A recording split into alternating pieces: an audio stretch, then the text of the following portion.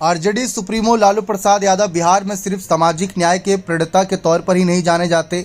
उन्होंने बड़ी होशियारी से मुस्लिम यादव समीकरण बनाया था। सामाजिक न्याय का उनका वोट आधार बाद के दिनों में दरक गया, लेकिन एमवाई समीकरण बचा हुआ था। यही आरजेडी की अभी तक बड़ी ताकत ही माना जाता है, पर अब हालात बदलते नजर आ रहे हैं। इस समीकरण में सेंध देश भर में तेजी से अपनी पकड़ मजबूत कर चुकी भाजपा ने नहीं लगाई। जेडीयू ने शुरू में सेंधमारे की कोशिश जरूर की थी, लेकिन बाद में मुसलमानों ने भाजपा के प्रति उनके प्यार प्रेम को देखते हुए कहीं ना कहीं लालू प्रसाद यादव का रुख कर लिया था। इसका सुफल 2020 के विधानसभा चुनाव में काफी हद तक आरजेडी को मिला। उसकी सीटें बढ़ गई, पर अब शायद मुस्लिम वोटर आरजेडी की असलियत समझने लगे हैं। ना भी समझे हो तो उन्हें समझाने के लिए एआईएम प्रमुख असदुद्दीन ओवैसी बिहार पहुंच गए। मुसलमान अब आरजेडी के बहकावे में आकर सिर्फ झंडा ढोने का काम नहीं करेंगे। इसका संकेत गोपालगंज के विधानसभा उपचुनाव में भी मुसलमानों ने दे दिया था। तेजस्वी यादव आरजेडी को एमवाई के साथ बाप बनाने का सपना देखते रहे। बिहार के मुसलमान अब झांसे में नहीं आने वाले। ओवैसी बिहार के नेता नहीं है। अपनी पार्टी एआईएम का झंडा लेकर उन्होंने पहली बार 2020 में बिहार में दस्तक दी थी। पहले प्रयास में उन्हें खासा कामयाबी मिल गई।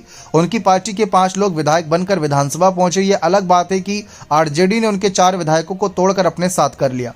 ओवैसी के मन में यह भी खुन्नस है, सरकार बनाने की बात होती है तो ओवैसी वैसे भी आरजेडी को छोड़ भाजपा या एनडीए के साथ तो नहीं जाते।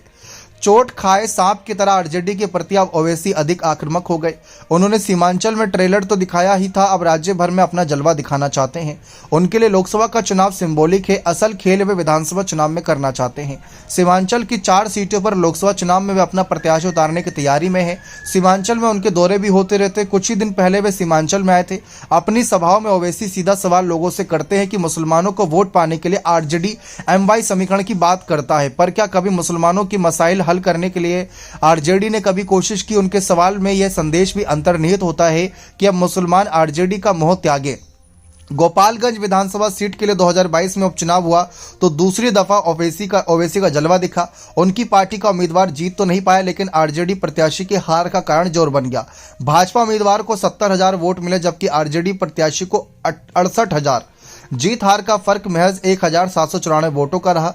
आश्चर्यजनक ढंग से एआईएम के उम्मीदवार अब्दुल सलाम को इस क्षेत्र में 12,214 वोट मिले थे। ओवैसी के कैंडिडेट ने मुसलमानों के वोट नहीं झटके होते तो यकीनन आरजेडी उम्मीदवार की जीत होती। आरजेडी का एमवाई समीकरण ओवैसी ने दरका दिया। तेजस्वी यादव कहते रहे कि ओवैसी की पार्टी बीजेपी की बी टीम है। इसके बावजूद मुसलमानों ने ओवैसी का ही साथ दिया। इससे साफ है कि ओवैसी सिर्फ सीमांचल के इलाके में ही पॉपुलर नहीं हो रहे, बल्कि बिहार के मुसलमानों में उनकी प्रति ललक बढ़ रही है। बिहार में एमवाई समीकरण की बुनियादी तभी पड़ी थी जब सीवान के सांसद रहे शहाबुद्दीन साथ आए थे। जी हाँ, शहाबुद्दीन के नाम पर बिहार के मुसलमान आरजेडी के साथ हमेशा खड़े होते रहे।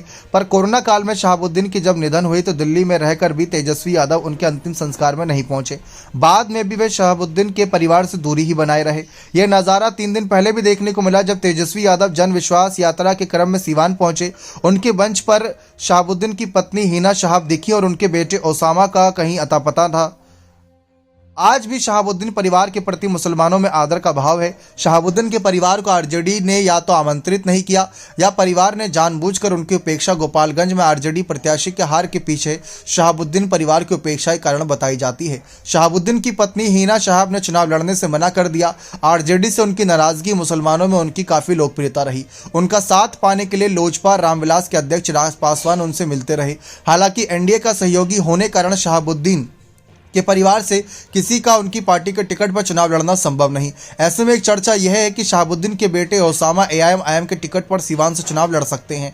वह लोकसभा का चुनाव लड़ेंगे या विधानसभा का, इसके बारे में तो पता नहीं, लेकिन ओवैसी से इस परिवार की बढ़ती नजदीकी की खूब चर्चा है।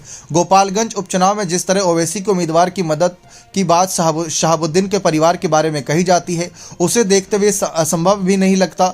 जो भी हो, इतना तो तय है कि अब आरजेडी के एमवाई समीकरण में से एम का बिदकना शुरू हो गया है। बिहार में 14% यादव और तकरीबन 19% मुसलमानों के वोट पर आरजेडी ताल ठोकता रहा, लेकिन अब यह कहीं ना कहीं मुश्किलों में आ चुका है।